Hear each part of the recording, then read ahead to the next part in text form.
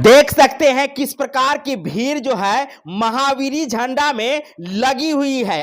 ये महावीरी झंडा का भीड़ जो है मधुबनी जिला के हरलाखी प्रखंड के कलना गांव में लगी हुई है, जहां 5 दिवसीय महावीरी झंडा मेला जो है लगाई गई है। तो वहीं आप देख सकते हैं महावीरी झंडा में किस प्रकार की भीड़ उमड़ पड़ी है। आपको बता दें कि इस मेला में जो है जगह जगह से पहलवान कुश्ती के लिए पहुंचे हैं। तो वहीं आपको बता दें कि तरह तरह के झूले लगाए गए हैं। तो वहीं दर्शकों के लिए तरह तरह के मनोरंजन कार्यक्रम जो है महावीरी झंडा में लाए गए हैं। आप आकर के 2 तारीख से 5 तारीख के बीच में लगातार महावीरी झंडा का आनंद जो है कलना गांव में ले सकते हैं, जहां हजारों के संख्या में जो है देख सकते हैं कलना गांव में जो महावीरी झंडा लगी है उसके कलश यात्रा में लोग पहुंचे थे।